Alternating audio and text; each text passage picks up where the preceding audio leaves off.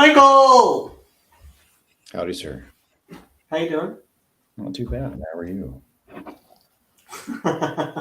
Rabbi Mullet, this has actually been going for 3 hours on Randos United. So I haven't decided what I'm doing about the conference. Shelly, Nate live about an hour away from the conference. Oh, and, really? The NBA? Yeah, and Zach also lives in Pennsylvania, and somebody else who shall not be named, I believe, lives in Pennsylvania. Okay. But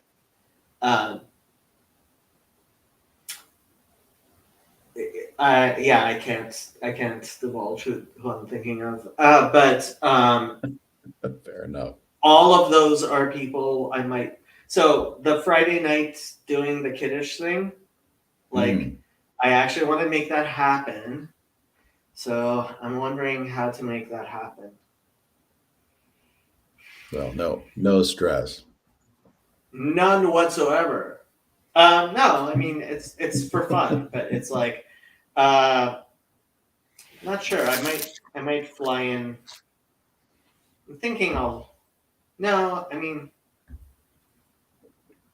the conference is it Friday as well? It is Friday as well. Oh, I have to look at that calendar. Yeah. Keep going. Oh, it's so far out, but it's gonna come up so fast. Yeah, it's not that far out. I mean, we're at the end of June. October 26th through the 29th. So it's 4 months away. Yeah. Yeah, it starts on Thursdays. So end of October. Yeah, getting. I might. I guess I'll have to do cold kosher food. I just don't feel right doing it with non-kosher food, but yeah, you guys aren't Jewish. It doesn't have to be kosher. What do you think, Fuzzy? Does Friday night kiddish have to be kosher, or can it be not kosher?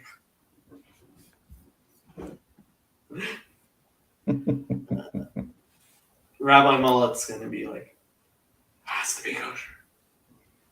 As he should be. As he should be, yes. So how are you, and how have you been? Good. I was turning in for the night, but I've been paying attention to the background. Saw it was open. Figured I'd come in and say hi. Hi. Hi. So what were you thinking about all the stuff we were saying? Oh, I don't know. It's the same stuff as usual. Is it? Am I getting boring? Saying the same thing over and over again. Well, I mean, there's only so many greatest hits that everybody has, and so we're all just sort of pitching them at each other in different combinations in some sense. Yeah. Hence, Raj really pointed this out to me during the conference. Where it's we're just watching kind of like a mimetic battleground unfolding, right? Here's it's almost like let the most true or most good or most captivating perspectives win, right? And as he wants Torah. Oh goodness. Sorry, I only spend time in Pauline propaganda. Oh, you poor thing. Did you listen to my response to the OCA new catechism? Oh, it's funny. So I tuned in for just a little bit of it, but I had to be on a conference call during the time. It was funny. A guy from my church, I just sent him the link. I was like, here, go occupy some of your time, because he's working for me right now. So I was like, I knew he was going to be bored while I was on this thing, so I just sent him the link to that. To me or to the catechism? To that video, the live Oh, stream as it wow. was going. Yeah. What did he say? He was talking about how it triggered him. Really? Oh, is he OCA? No, he's in my parish. He's part of the Antiochian, but Okay. he's got strong Protestant roots, and he hasn't been subjected to all the ways that. I mean, I don't know anybody that is better at finding every single Protestant weakness and trigger and being able to just tug at each one of those strings, right? Like you're kind of a grand master. Me or him? You. So when you see these orthodox or ortho bros or people coming from orthodox position that are really more Protestant still, right, than they are anything else naturally. And you're doing the things that you do, it's hilarious to watch them, because it's really it's a lot of Protestant stinging. Okay. Does that make sense? I hear you. I was not aware that I was. So when I did that PVK is Catholic thing, like, I'm serious when I say I envy him his Catholicism, because I think I really. That's an example of a great phrase that would just like take like a Calvinist just. Well, like, I actually think so.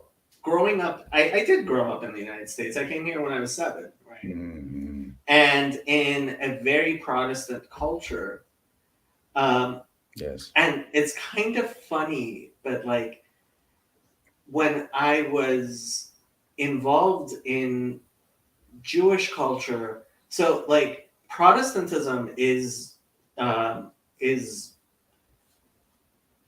do I say this nicely? Infecting Orthodox Judaism a lot. Yes. And because it's good at it, right? Yes. And it's good at the stuff that it does, right? Mm-hmm. And I didn't quite realize the Protestant nature of so much of my own Protestantism, and getting involved. So this is the funny thing I say to a lot of Orthodox Jews, and they kind of understand me and they kind of don't. Like, I've said this. So I'm going to be, it looks like I'm going to be doing my first internship. So you have to do an internship every year for my social work degree. Mm-hmm. I'm going to be doing it with this Orthodox rabbi here in Los Angeles. And so I was like explaining my life to him. And I was telling him, in many ways, I feel like right now I am more observant of Judaism and truly believing in it than when I was keeping kosher and Sabbath and wearing a yarmulke and wearing tzitzit and spending 2 hours a day praying and everything else, right? And part of that is that I didn't realize what I didn't realize, right? I thought I was doing Judaism. And now, with the experiences that I've had over the past 15 years, I recognize there's something different going on. What's so funny, Trey? No, I think we're just smiling. We haven't had a chance to say hi yet, really. Trey and I spent a lot of time during the conference talking, so it was nice to see you, sir. Yes. I will be, okay, I'm going on vacation, and I'll be reading the book that you sent me. I promise. Yeah. You sent him a book. Wow. Well, while we were at the Orthodox Church, In their little bookstore, they had a couple of copies of Religion of the Apostles. Aha. So I bought all of their copies, and then I started giving them out. Yeah. Nice. I appreciate that. Yeah. I still have it on my Kindle, and that's the last place I'm likely to get to it. I'm actually reading the Apocrypha book. That one's kind of a page turner, actually. Yeah, no doubt, no doubt. I haven't gotten to it yet. Yeah. What were we talking about? Sorry. Yeah. Must have not been social important. work. Oh, right. So I've been explaining, like, I think I now recognize things about me that were very, very Protestant influenced that I only now recognize. I mean, that's part of my whole thing where I keep on going, yeah, Jacob, you're frommer the cool kids and cooler than the from kids. From is Yiddish for literally fearful of God.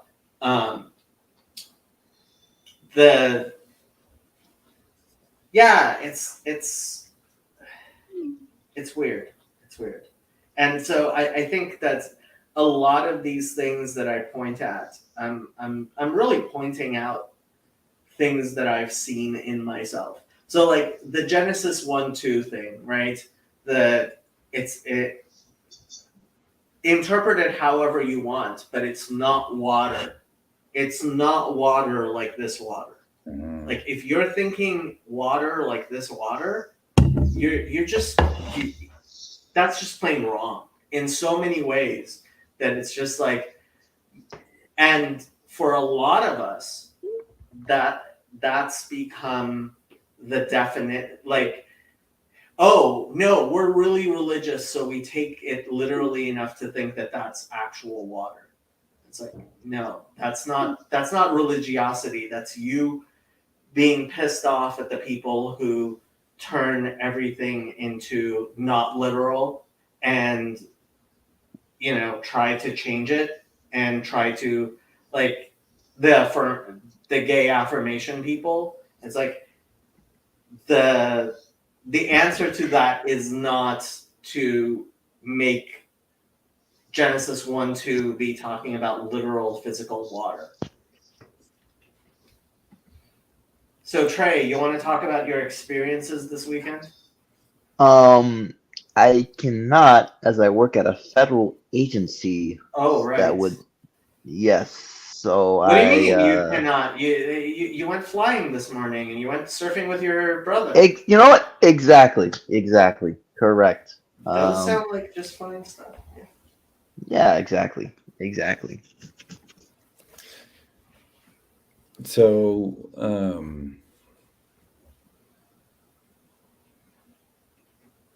the literalism. Yeah. It's so funny because they can spend. It's not quite as simple as that, but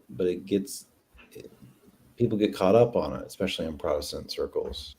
Certain kinds. I grew up near a lot of it, and they'll spend time in the New Testament where they're pulling on, let's say, symbols, right, from Genesis, a lot from Genesis, right, whether it's in the Gospels or in the epistles, and doing it in a way that clearly is not talking about some literal understanding of those things, but understands them like in a meaning sense, in a symbolic sense. But so they hold that in one hand, right? It's like they'll embrace a metaphor, is the way they think about it. They'll embrace a metaphor where they think a metaphor is appropriate, but then there's the other side where, like, well, this has to it's so weird. How do you even talk about it? Because it's even contrary. Again, it's contrary to what they're dealing with inside the epistles. But if you threaten the foundations of it, it's like you're asking them to question their faith, and they're not strong enough with their own pillars in their heart about what they're doing to have those things questioned. I kind of disagree. As much as I would like to believe with you, Michael, Mm. I think that it's not. I think you have to. Okay. You ever hear the argument by Ken Ham where he says, if you let go of Genesis, you let go of everything else? Yeah, for the record, I'm definitely pointing at lay people and not any of the thought leadership or theological folks within those circles. But Okay. Yes, to answer your question. Yeah, I do think it's sort of true that, in a sense, I don't know if you look at one cultural context, you can't also look at another Mhm. cultural context. I just don't know. I'm not saying if one part is figurative, not all of it. I mean to say is that if you are a fundamentalist, that means you're going back to the text and trying to lead it as plainly as possible, which means you're going to get the morals as plainly as possible, and you're not going to think about the nuance. Under what do you mean plain?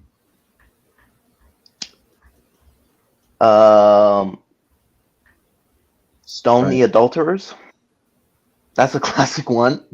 Mm-hmm. Mm-hmm. That's pretty plain. And Jacob's going to come up with some nuance and talk about the surrounding part, right? But Okay. Ezekiel 18. This is one of the Jacob's greatest hits. We haven't spent enough time on it recently, apparently. There's a difference between a plain understanding and taking something out of context. Like that is different, right? When you extract a small piece and use it as a justification for the way that you want to behave, rather than, let's say, plainly reading the context, right? Then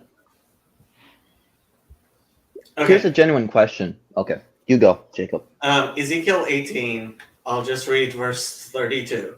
For I have no pleasure in the death of him that dieth, says the Lord God. Wherefore turn yourselves and live ye. Like God, and this isn't just one place, in many, many places says he doesn't want people to die. And if you're reading the commandments, including like the death penalty commandments, without that context, you're reading it in ways that no Jewish court, religious court, has ever done so in the history of humanity. We have no records of Jewish rabbinic courts putting large numbers of people to death ever.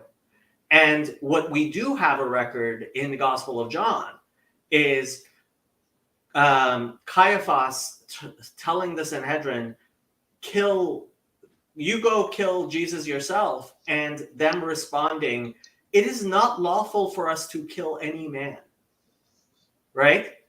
Which is in perfect line with what we know of Jewish beliefs regarding the Sanhedrin and rabbinic courts. You can read my Bible all you want and tell me about the stonings, but I can tell you my community never, ever, ever in the history, like there is zero archaeological evidence of Jewish courts actually putting people to death on like more than a once in a 7-year or 70-year basis. I mean,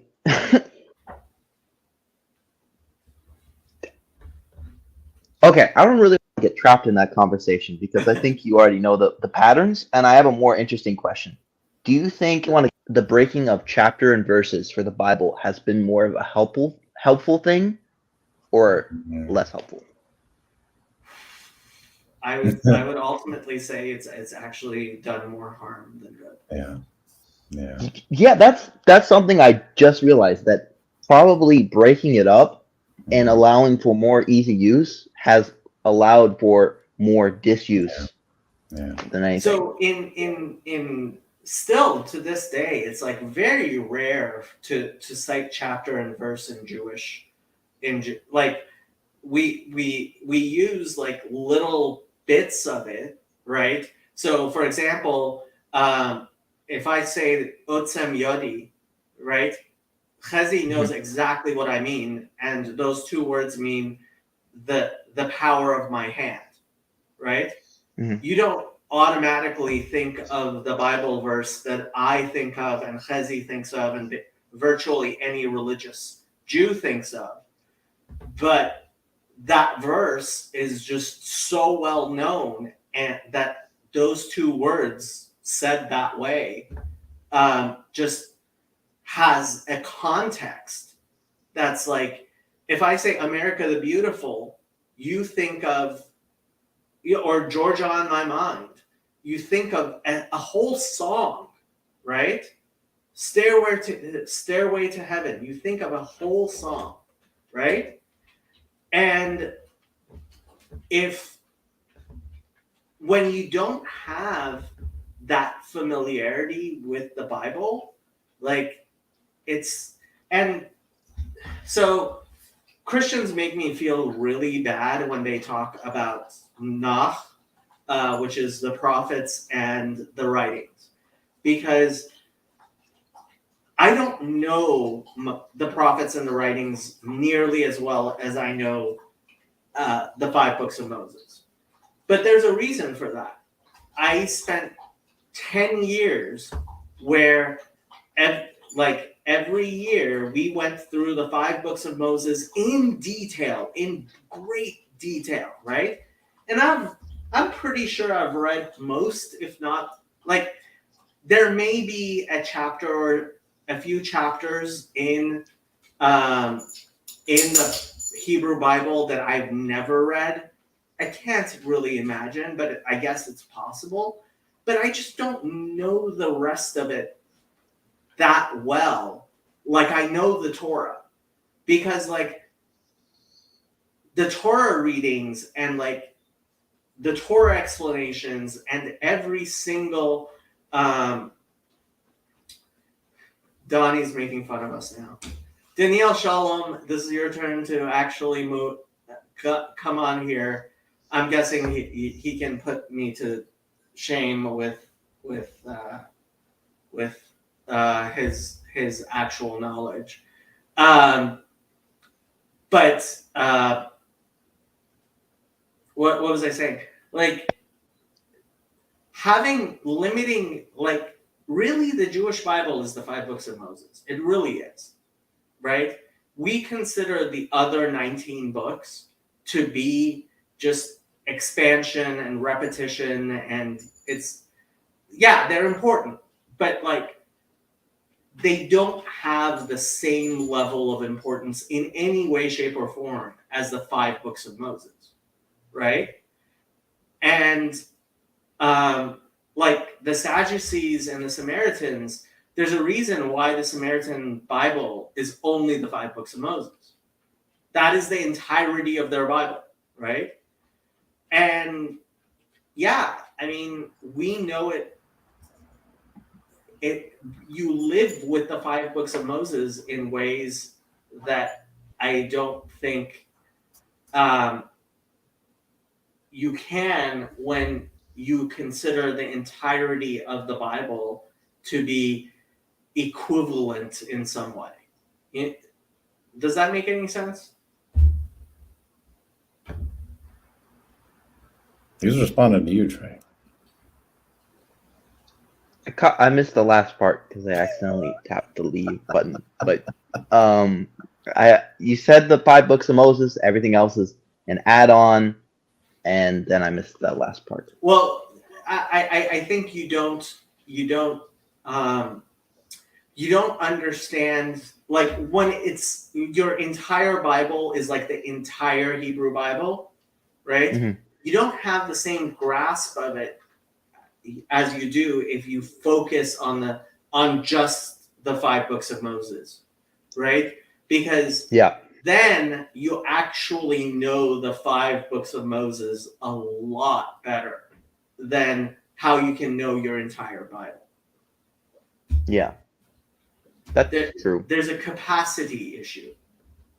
Did Christians create the chapter and verse divisions, or did Judaism also have that? No, Christians started it. Yeah. So that kind of sucks because Christians sort of forced that on all Bibles, I'm going to guess. I mean, there's certainly a use to it, and it has started, especially with footnotes and stuff.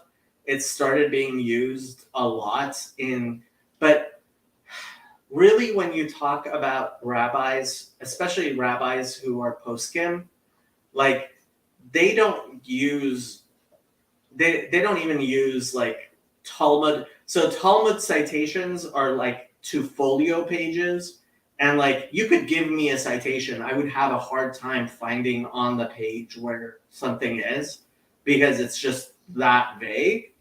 And they tend to not even use like page. You get rabbis saying things like, in the following tractate, right? It's like, in that book of the Talmud, right? And because it's just there's an expectation for a rabbi who's a posek to like constantly have the entirety of the Talmud in their memory, in their working memory at that time, right? Which is, it's a feat that very few people are capable of actually doing. There's a reason why so few rabbis qualify as a posek. Like, very few people have that amount of working memory. They just don't. Yeah. Have you ever met my kitty? I'm joking. You're joking. Like, who are you at? We've both been in your place. Yeah. Although, Donnie, is that for Donnie? Do we need to find out if Donnie has met Shadow? Donnie's actually met Shadow. Donnie's been to my place. Yeah. Oh, and wow. Donnie needs to actually put me in touch with his friend who came to my place as well. Donnie. Michael hasn't gotten to meet Happy yet, though. It's true. It's true. That came from the trip to Sherry. That's when I got her. Yeah, that's when I got her back. Yeah. It's beautiful that you made that trip. It was a beautiful trip. It was a very nice trip. I've only gotten to speak to Sherry a little bit. She just seems lovely. Just absolutely lovely. She is. She is lovely. She is. I like her. Obviously. And she has, I love her dogs. They're absolutely tiny, 120-pound dogs.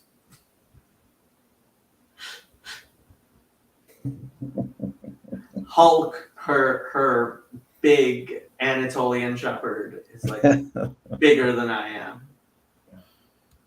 Yeah.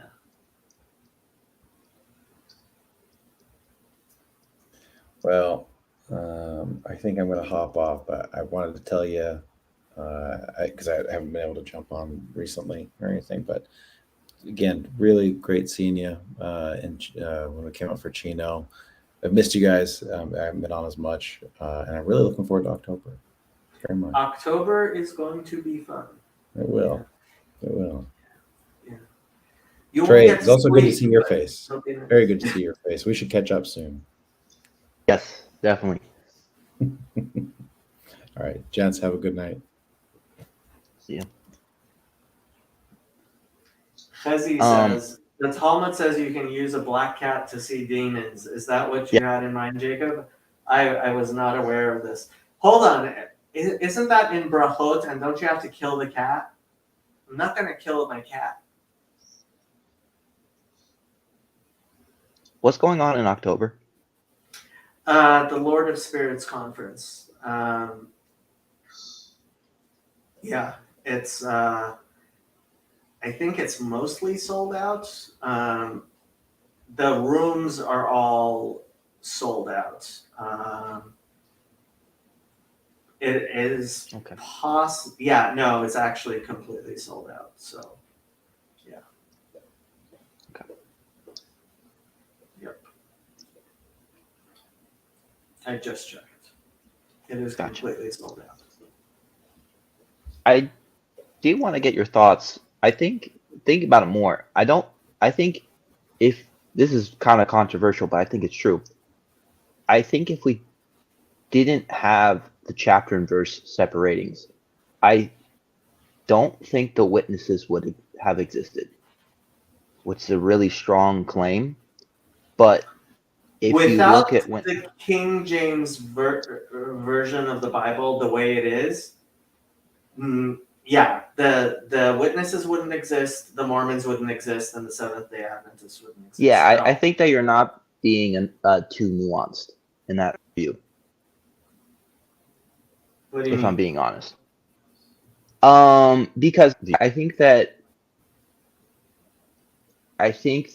you have the idea that those people at those parts of time couldn't reach further back in time and didn't have a mix of those things. For example, have you heard of the Yellow Deli? Nope. So it's basically a group that says exactly what every restoration group says everything was wrong. But what's interesting is that they have way more Jewish influences. So they get Jewish names after getting baptized and everything like that. So I don't think that it's fair to color the restorationists and say that they're always adding on rather than trying to look back. Because it seems Hold that's on. what a do lot you of them are mean? doing. What do you think? I don't even understand what you're saying. You think that I think.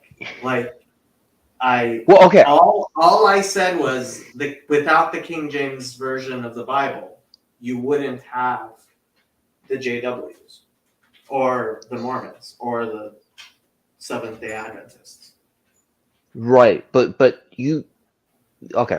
From what I understand, and I could be wrong, is that you usually say Catholicism, then Protestantism, and then Restorationists, and that they're sort of all building on top of each other.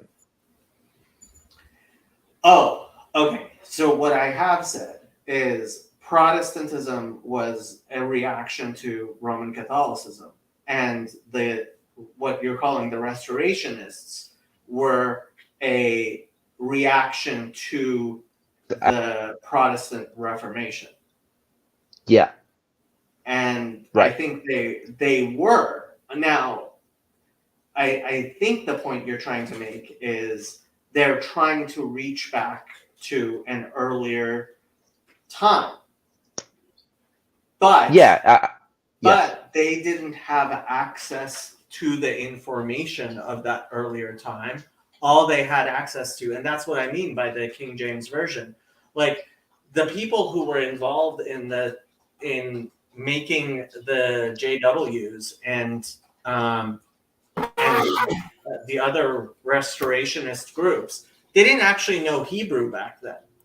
Like now these groups study Hebrew, but 100 years ago, none of these groups actually studied Hebrew. I need to look that up. Well, I've never heard actually, that point okay, before. Joseph Smith did study some Hebrew towards the end of his life, but he wasn't a very good student.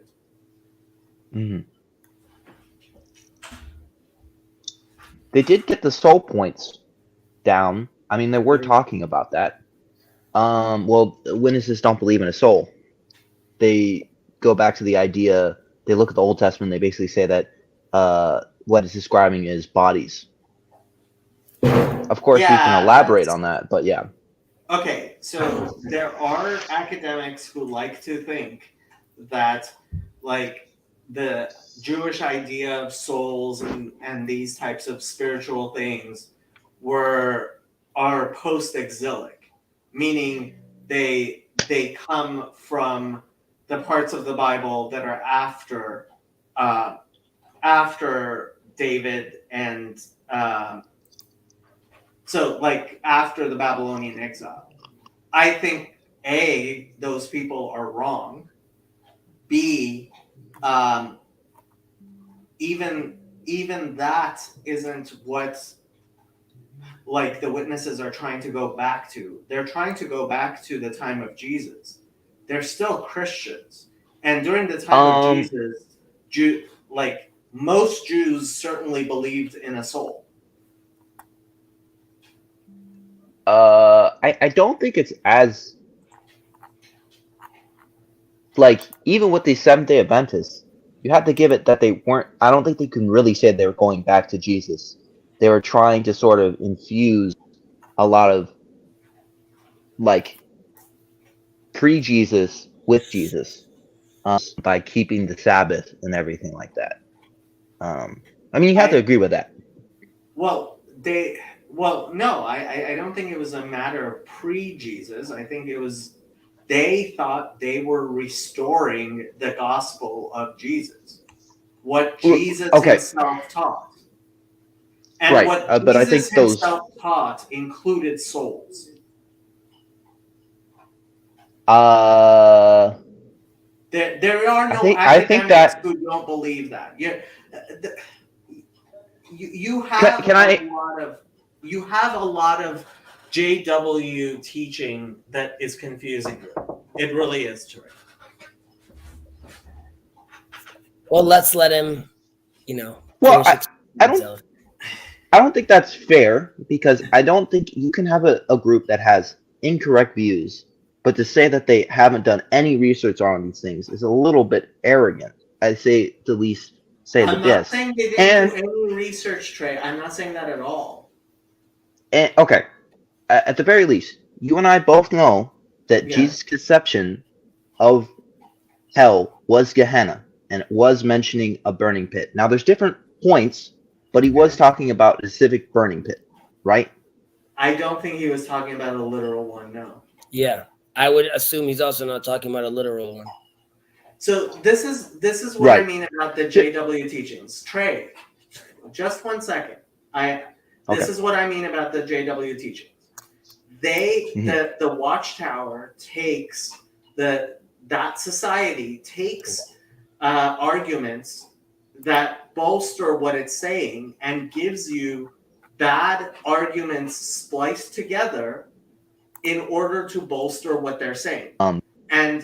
Taking that apart for you is very difficult because you've gone through their training process and you've heard their explanations in a way that hangs together. But their explanations don't hang together at all. They are completely incoherent. Right, but do you disagree? Do you think that Jews at Jesus' time believed in a literal hell? A literal hell? You mean? I would say that.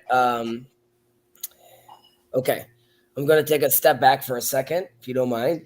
I was talking about this with Bensi in Ethics of Our Fathers, and you're welcome to join tonight as well if you want to. But one of the portions talks about students that should be doing good deeds, not in order to be rewarded, but in order to do so for its own sake, not for a reward. And I was mentioning to Bensi, where do we even have this conversation with this reward? Like that doesn't really come up so much in early history about you doing good deeds and you getting a reward. Now, reward at that time means the world to come. And there was definitely there was definitely influences of talking about this more coming from Plato and in the Hellenistic period, where other religions or philosophers were talking about these kind of ideas of like a soul that's separate from the body and is at a different place. So this conversation became more apropos. However, during biblical times, definitely for the first temple, when the Shekhinah is in the land and there's a temple, people were mowing their lands, not thinking, and then I'm going to go to heaven. They were mowing their land. They were taking care of their kid. If they had a real big question, maybe they would talk to the prophet.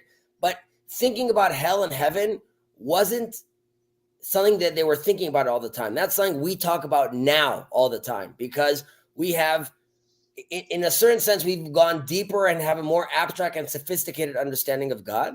On the other hand, that meant it's less embodied and less felt.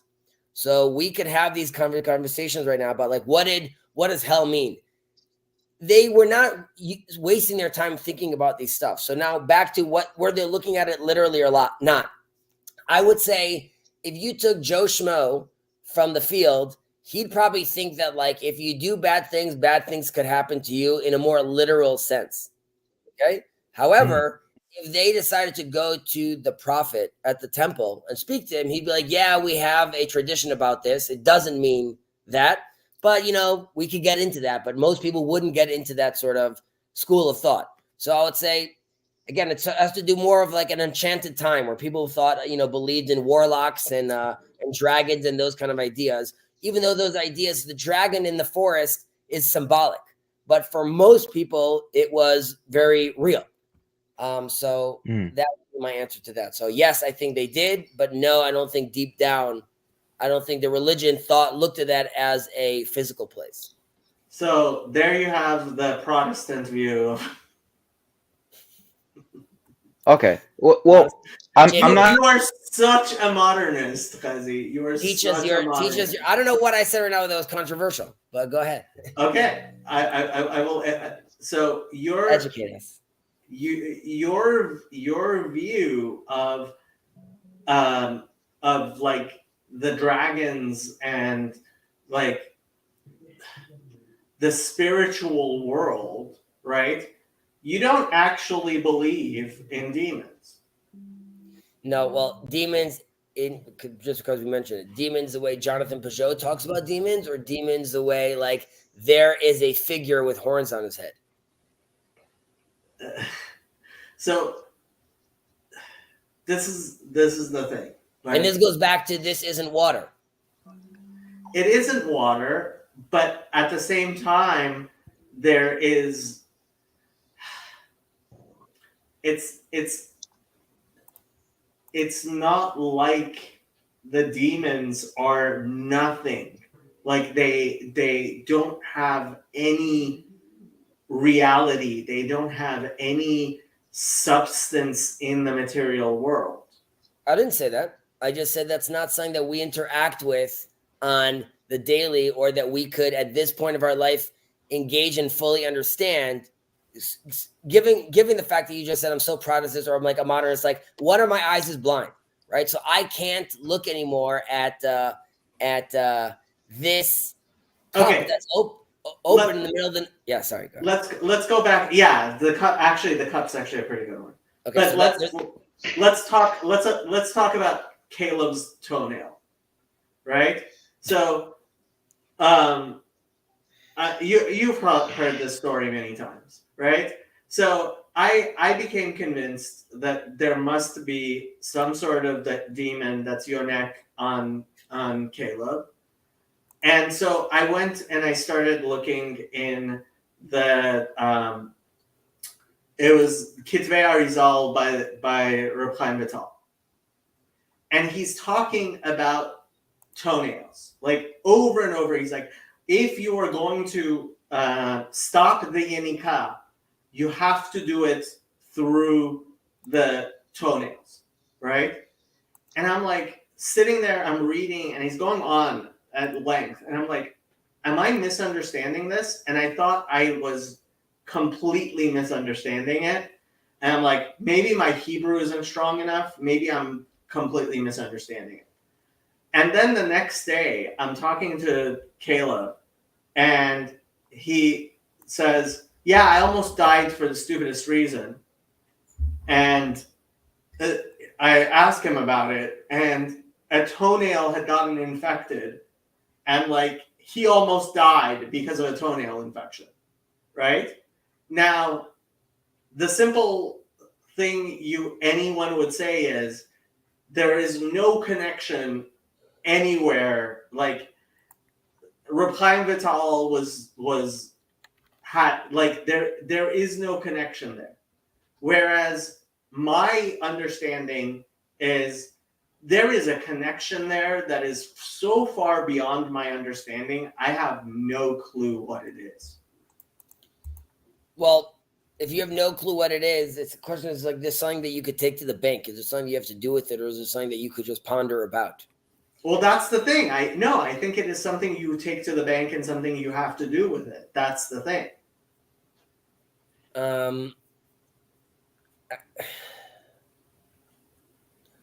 So again, my knee-jerk reaction is to look at, the idea of talking about, it's this demon is sort of coming in from the ground up, and this has to do with why the demons can never change their legs because they're connected to the land, and the land has to do with the material thing, and like the donkey that Jesus. So you're turning it into something you can understand.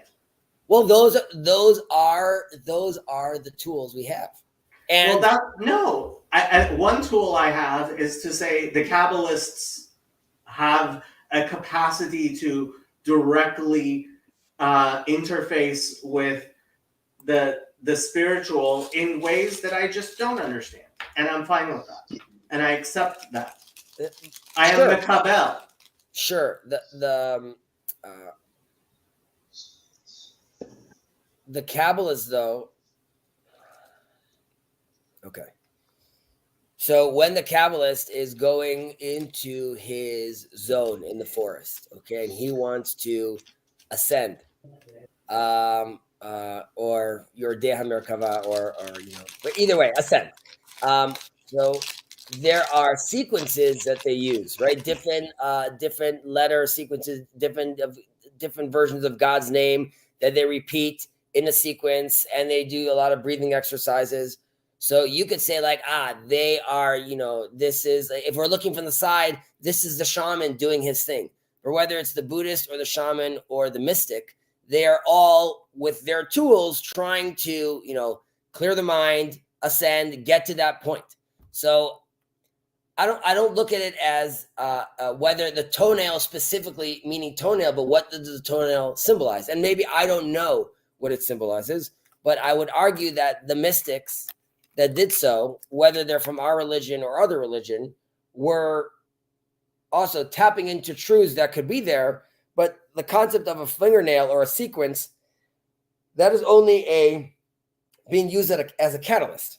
Well, see, that's the thing. You always are bringing it down into something that you understand, whereas I'm simply not. Like I'm simply being like, okay, I can see a glimpse of holiness and a direction of like, so that I can say, okay, this isn't just the ramblings. Like Repline Vital is not just rambling about things that are completely incoherent, but at the same time, I personally have zero capacity to process this.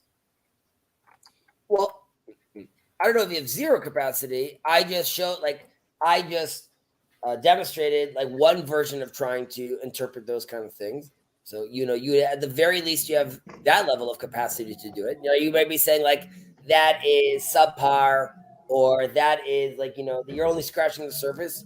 Agreed. It's not even scratching the surface. For me, I think that's reducing it to something that's far more comprehensible than it is. We are the reduction here, humans. But we aren't. We're things are so much bigger than us. I understand that, but your conception of God, the words you use, me moving my hands, these are all restraints on this beautiful divine soul that is ultimately constantly trying to return and get closer to the one and the divine. So there But are it's different. bigger than you. Your soul is so much bigger than you. I understand, but it's restricted in this body. No, I don't think it is restricted in that body. All right. And I think that's actually what Vervaeke is explaining, right? When he says that like your cognition is not in your skin, right? You That's don't already actually another reside level, in your though. skin. That's so when the Israelites come to the Temple Mount, right? And not Temple Mount. When the Israelite comes to the Mount Sinai, right? As one people with one heart. Yeah. Right? So that is those are hints to distributive cognition, right? The fact that more, Right. Jung and his student Eric Neumann talk about, his psychological interpretation of the revelation was like, I will be right back. no problem. We don't have to go on with this, Trey. Don't let him bully you. Yeah. What's going on, dude? I understand where Jacob is coming from, but he also says there's beauty in every religion. But when I try to say, hey, I think that they got this a bit right, that's all I'm saying. And I totally understand I could be wrong on this, but okay, which one of the prophets resurrected somebody? Do you remember that story? Alicia. Okay.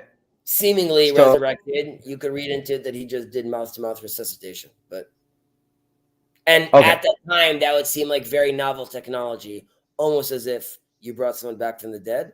But there are other interpretations that it was more miraculous than that. Right. So here's a question that was also posed to me as a witness, the same as when Jesus resurrects Lazarus. If that person he is resurrecting is a good person, you are taking them from the best idea of bliss and putting them back here where there is evil. And to me, that was like, oh, that means that there has to be some sort of waiting time till resurrection, and you don't immediately go to heaven. So I think that changed my ideas of cosmology or moved it in a different direction. I'd like to hear your thoughts on that, Jacob. I barely heard you, but it sounds like you had quite a trip. I'm not sure, but if I understand correctly, you're asking about from your understanding of that scripture, this alludes to sort of like Beatrice meeting Dante in the Inferno or in Limbo, basically after the Inferno. You're saying that there's this middle zone that you go to? Or how I understand it is that at the end that people are sleeping, and at the end of time they will be resurrected. That's what does resurrection mean? Ooh. So this goes back to whether this means, is this literal, and if it is literal, is it literal physical, is it literal spiritual? And that goes back again to like the man mowing his lawn during the first temple, right? He's like, I don't know, like I brought like a sacrifice last week. So earlier Lynn asked about her grandmother, her maternal grandmother, who didn't want to be cremated because she believed in the resurrection of the dead. And like, I think Chezi thinks that's silly. What do I think is silly? Not being cremated because you believe in the resurrection of the dead. No, I mean I wouldn't go this far, but like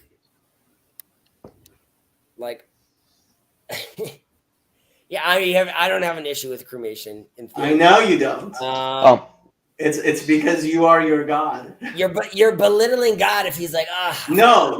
You're belittling God. You're belittling God because God has to fit into what you understand. No, I'm just saying God doesn't need.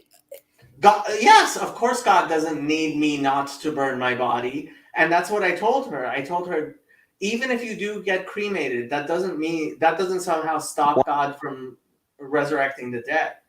But I have this capacity to be like, I don't understand it, and I don't understand it, and maybe in like 5,000 years or whatever, right? Or when the aliens land tomorrow on the Temple Mount, they'll come out and they'll explain why like cremation somehow like isn't something good to do. So I was actually thinking of tefillin, right? Like having kosher tefillin.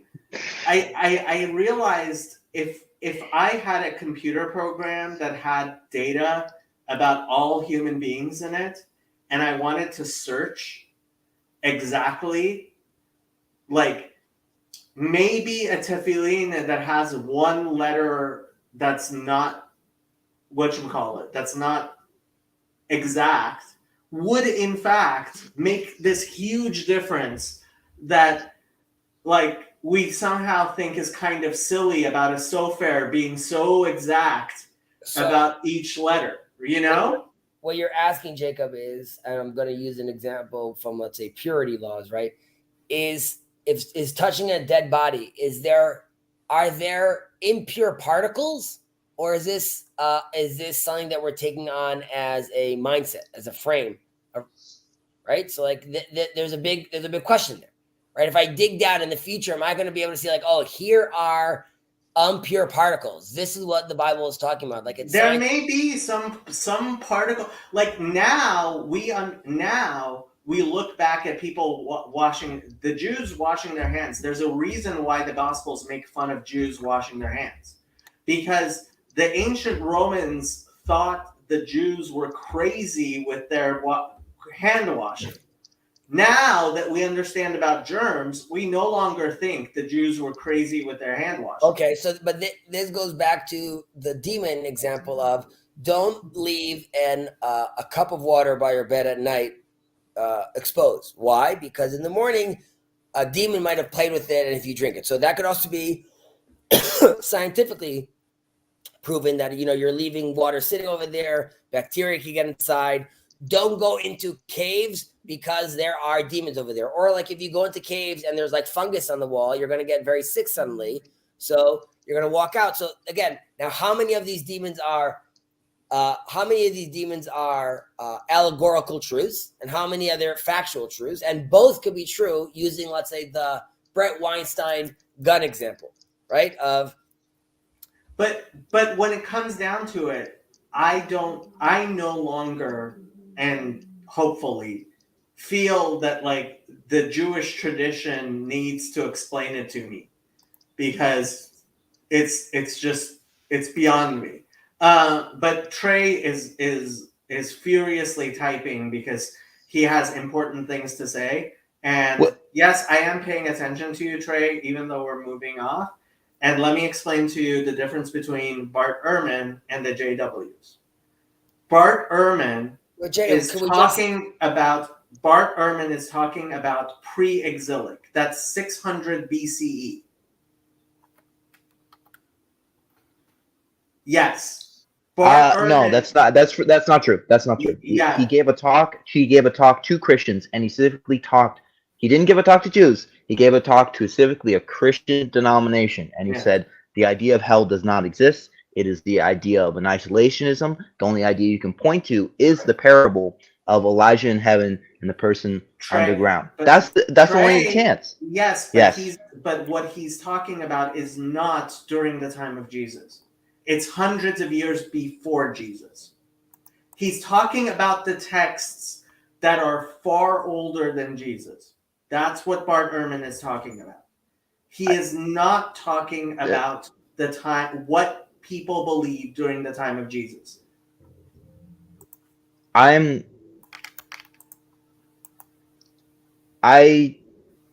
Okay, maybe we watched something different, but I heard Barnum give a sermon to a I Christian group yes, talking that yes, annihilationism was true. right. No. Okay, Bart Ehrman is explaining the academic view of the Jewish scriptures from before before the exile to the Babylonian exile.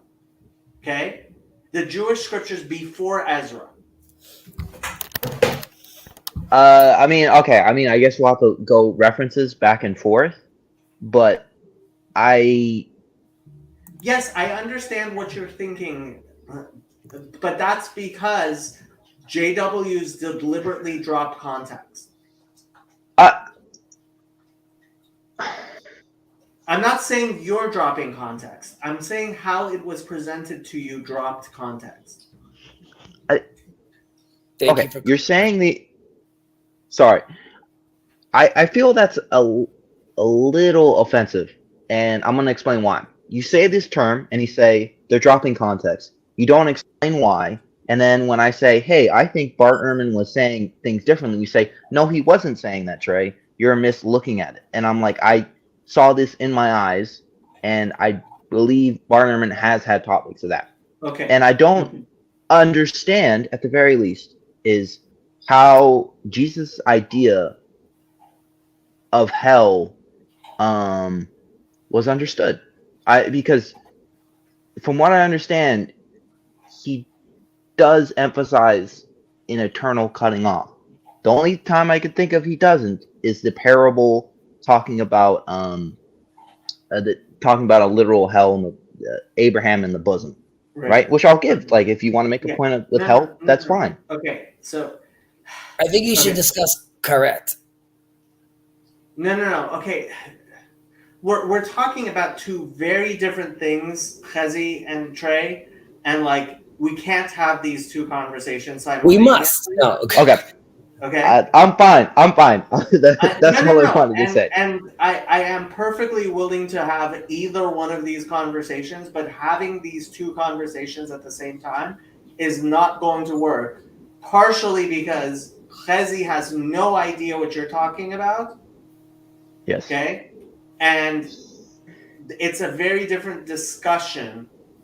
And what I'm trying to explain to you is you were listening to Bart Ehrman, and what you were understanding of what Bart Ehrman was saying, you were plugging it into, and now we lost it.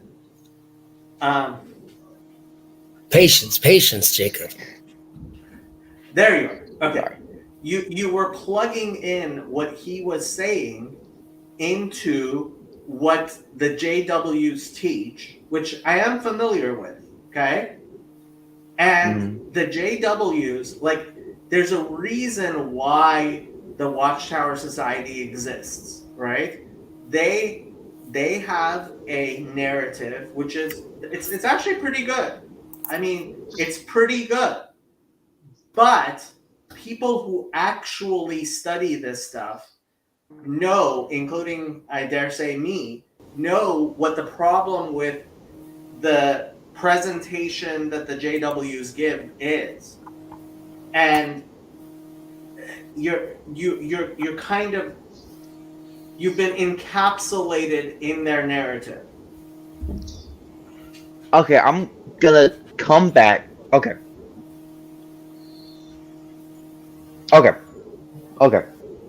I will come back, but I think I do have a question.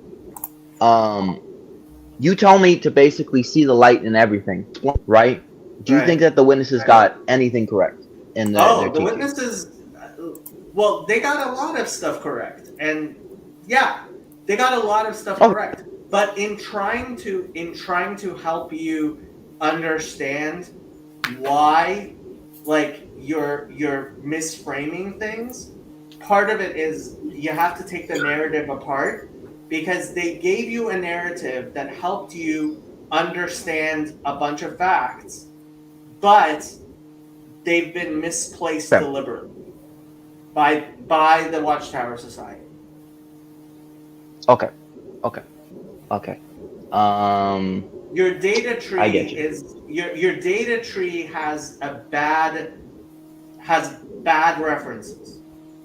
Okay. The I got individual you. data points are fine. The data tree is corrupted. Okay. Okay. That made sense? Yes, I gotta go anyways. Sorry for derailing the conversation, Hezzy, but it was lovely seeing you guys. Catch you later, brother. Yeah, he recently went on a trip, and we haven't had a chance to talk since his trip. I see he was like chilling in your house, like in your place a little. It's nice of you Yeah. guys. By trip, I meant How old is he? רוצה לדבר כי יש לו clearance. Anyway, yeah. Someone asked to be in Back my to the red heifer. the red heifer. The red heifer. The red heifer. I was just talking about this with Sherry actually, right before Shabbos. Very mysterious, but one of the explanations could be, first of all, it's brought up in our part in the portion of our weekly reading. What's up? I should close my eyes and then I open them up and then here's that. And that story in Parashat Chukat takes place. All the original generation of the people in the desert passed away. The people that sinned by the golden calf. So the context is we're about to go into Israel. However, there's suddenly this slew of laws that have to do with sort of death, and that's because arguably the people of Israel just dealt with like a lot of death for a long time. Okay, so that's why like this is being brought up now. What symbolizes at that time the most, sustenance and life is the heifer. First of all, it's like one of the largest animals you have at the time next to you, and even more symbolic of life than the bull, because the bull obviously can't get pregnant unless it identifies as a heifer. But either way, the heifer is very large and carries life in it, and red symbolizes life, like blood symbolizes life. Okay, so that's as far as the red heifer goes. On the flip side, you have the smallest little animal, the tolat shani. I made a mistake when I was talking to Sherry. I was just like doing a voice note, and I did a literal translation of like silkworm. It's not a silkworm. It's some sort of insect that lives on trees, and if you mush it, you could get out of it like this red dye. Either way, a very, very, very, very small animal, right? So you have like an insect, and then you have a heifer. And then you have two different types of trees. You have a massive, massive, one of the largest trees in the land, the Erez, and you have the Ezov, which there too, I mentioned that it was oregano, and Yosef like lost it. He was like, no way is it oregano, even though Ibn Ezra does say it's oregano. Most people don't say it's oregano. They have other plants, other herbs, what it is. Either way, it's a very small herb. So now you take the largest animal and the smallest animal, the largest tree and the smallest tree, and you combine them all together and you burn them. And this is supposed to be taking all the life elements and completely destroying them. And the ash is there to symbolize death.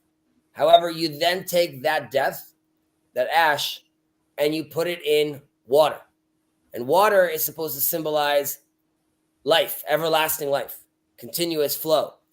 And this is already a hint in the Bible of life after death, or that death can be, you could beat death, so to speak, whether it being spiritually or physically. I'm not getting into that, but this was a hint of that. So that would be my explanation of the red heifer, but I'm sure there's much better explanations that I'm not aware of. I hope Fordwith is happy. Watch your word, Jacob. The feds are watching. Oh, he also understood you in Hebrew. So there you go. You should say Clarence is someone's name. Yeah. Andrew T. So Andrew T,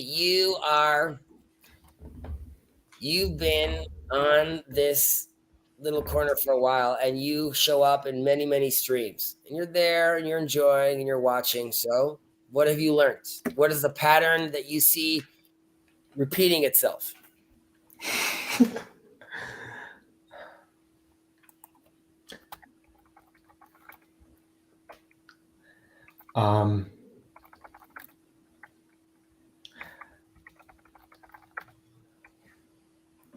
I like Aristotle a lot more than Plato now. A lot more. Okay. Yeah. I think it's very good to actually have a tradition now instead of just like, I don't know, a bunch of philosophy and rules and this kind of very literalist interpretation of the Bible and whatnot. That didn't really do anything for my life, but well, it was like a seed. It was like a seed, you know.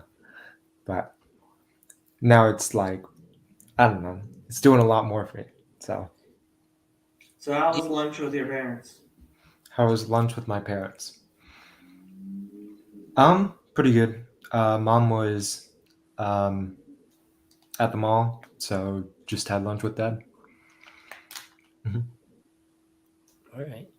Yeah. And do you feel there's a difference? And if there is, can you point what those differences are between Andrew 6 months ago and Andrew today, minus the tattoo and the dragon tattoo that I know you didn't tell anyone about? So yeah, where are you at? 6 months ago. When was 6 months ago? Well, I just threw out an arbitrary number of when you started going okay. being on this channel. It could be it's less, it could be more.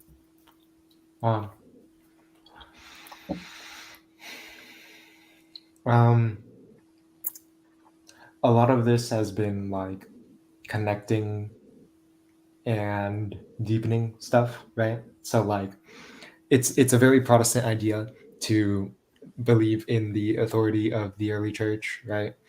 Like, because they have to go back to the early church to say that the Catholics are wrong, right? You know. Why do we constantly beat up on the Protestants? They're good people usually. Yeah. And also developing a lot of community, you know, like just meeting people. Well, who are your boys in school? So boys with a Z, not your offspring if you're going around gallivanting, having children. Well, he has his roommates, and then he has the Orthodox club. So none of these cool cats are ever interested on what you're doing online, who you're talking to, walking through your halls with like an open screen. I've told a couple of people about Father Stephen and about Jacob Church, you know. So, but can you see them benefiting from conversations like this? Do you see like your friends? yeah, I don't know. definitely. Yet you don't invite them on.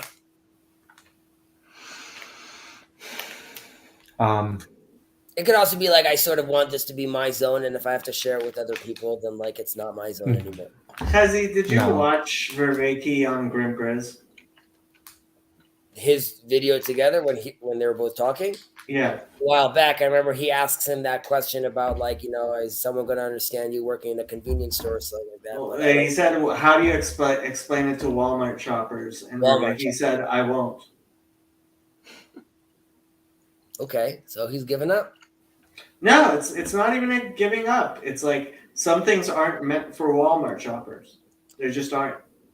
I'm with you. I'm assuming Andrew's friends are not Walmart shopper because Andrew is seemingly a little more sophisticated than that, and would he want to be chilling? He's back. I Hi. would hope that Andrew actually does, in fact, chill with Walmart shoppers as well. I didn't say he can't hang out with them. I just don't know if like his close crew. And by the way, this question goes to Trey as well. Yeah. Where are your boys? None of them want to. None of them want to be on this channel. None of them are interested in what you're doing. You come back to them with all this information. They're like, "Who are you? Why are you?" Okay, Trey is in a very different situation. He just left the cult. Right. I Yeah. actually maybe I heard that you left. Okay. All right. But Yeah, so I don't have many boys right now, but that's when I do, I'm gonna involve them. I promise. So, and you don't have to answer this, obviously. So you busted out of your JW scene, and Mhm. do you right now? Are you like solo? Like, was your whole life there, as in your boys, your friends, the stuff were all there, and now you're sort of doing your own thing? Yeah. I see. Okay. Yeah, So so Friday night, he came and had dinner with me and my friends from junior high school and his wife. well, A, I think that's awesome, Jacob, that you are accommodating. B, I think Trey, it's amazing that you are still going out there and like obviously like building a new relationships. So like there's not that you felt this way, but there's no shame and there's nothing like weird in my eyes of like doing something like that. So like kudos to you, because I'm sure it could be very lonely and very depressing, like sort of like leaving all that and not having that anymore. Out of your friends that you left, are any of them interested, intrigued, being like, why did our boy bounce? Like, what happened? Yeah, it's um yeah, I think that it's hard because it's not really a realistic question, it's more of a theological question. So um I think it's because people more or less view that because I started looking into philosophy and I started reading from other sources that I was doomed to go down this route anyways, pretty much. It's kind of like the Haredi thing of Korebes Farim Chitzoniot, right? That once you got a cell phone, I mean, it's obvious you're going to end up eating pork because Do you it's have impossible not to. do you have any contact with that community anymore? And more specifically, let's say if your parents are a part of that community, Oh, my parents are not part of that community. No. aren't they like super I happy? Trey's back. no, I joined on my own. It's a bit of a long story, but I think talking to my my other friend, he basically I think the idea is that the best example is that I started looking at material that was not favorable to witnesses, and that's what sort of led me astray. Or let Which you is on the fair. straight and narrow. But Yeah. okay. Okay. So arguably, like if you just like drop Jacob into like one of like your pals meeting, that would be very disruptive for them. Yeah. Yeah.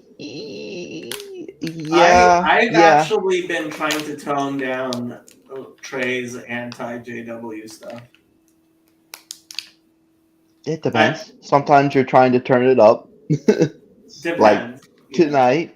No. I'm not trying to turn it up tonight. It's just obviously you like you've been thinking about things since we last talked, and like you're bringing up questions you have not brought up with me before, and it's like, yeah, it's obvious you're trying to make sense of certain things, and you're gonna have a very difficult time because ultimately, like, the JW stuff is incoherent. Like, it's not like I think the JWs are a good thing.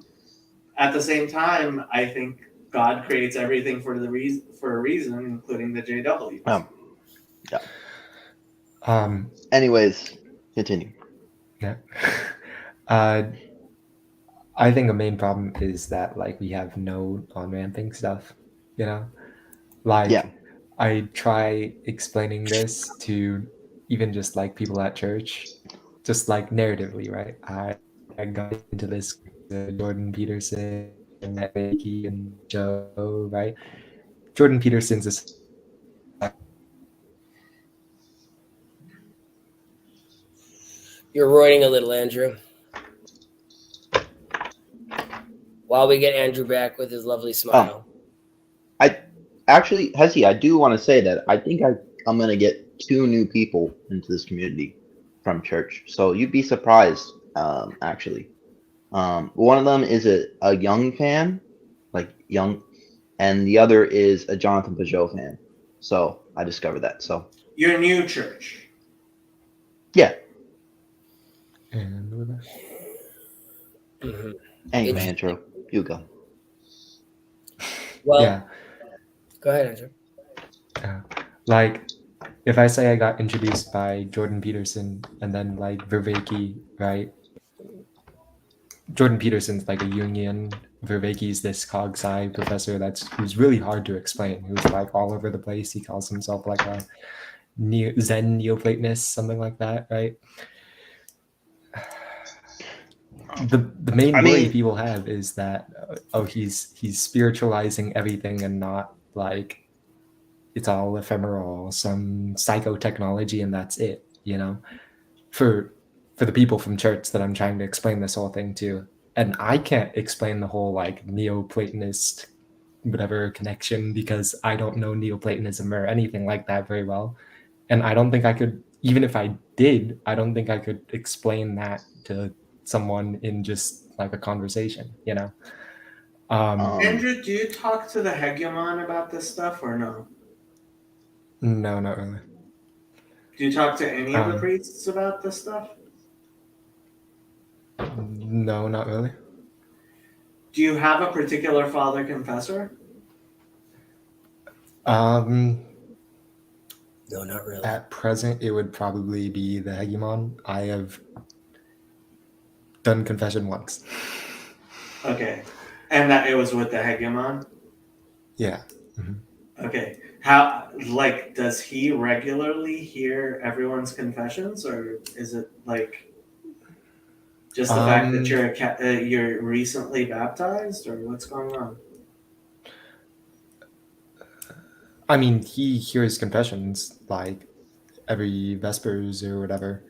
Um, Yeah, but I'm guessing most of the people who confess regularly, as opposed to just people who show up, um, don't go to the hegemon because he's probably too busy to be an involved father confessor. somewhat. In general, the whatever other priests get more confessors, but he's not like saying no to everyone or anything, you know. Well, he's not gonna say no if you want to come to confess one to him, but I'm just saying it might be a good idea to like make a relationship with one of the other guys, especially maybe the monastic guy, but it's up to you, but like find a different priest because like the hegemon, like, yeah, he's not going to say no if you want to go see him for confession, but I'm guessing he just doesn't have the time to like be a personal confessor. Not that I know that much about like Orthodox confessions, but Hmm. apparently I know almost as much as you do.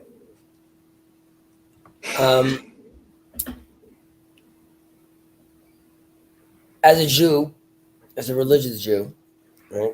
One could ask. Well, I guess I'm going about this reverse, but when I'm hearing Andrew talk, I'm asking I'm thinking like, okay, so what are you doing here, right? Like, what are you like? You found your church, you found you got your tattoo, you made the leap, so you're there right now.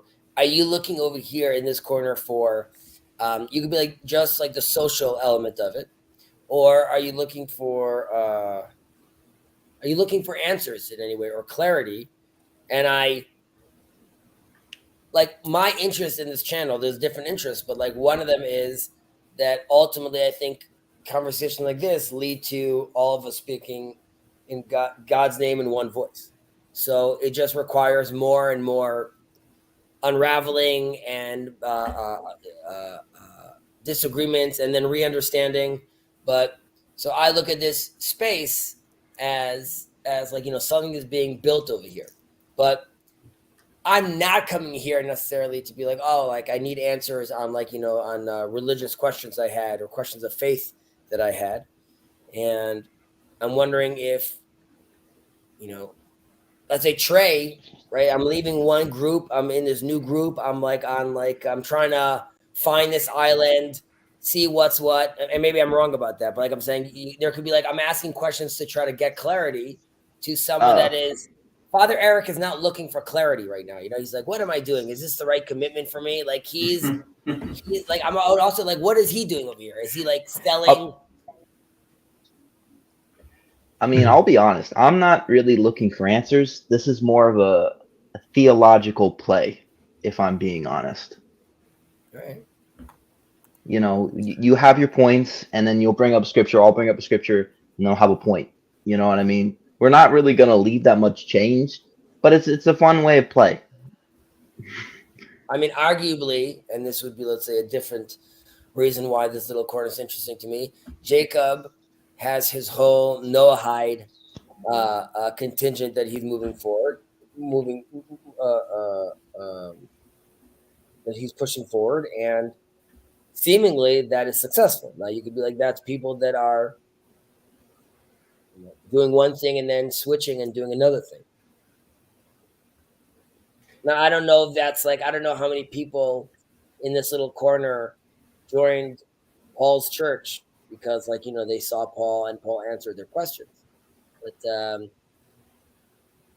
like, I don't know, when you hear a conversation with Father Stephen DeYoung and he's saying, well, seemingly outlandish things, either it resonates and like it needs to be struggled with, or are people like, well, that's an interesting idea, but I could ignore it.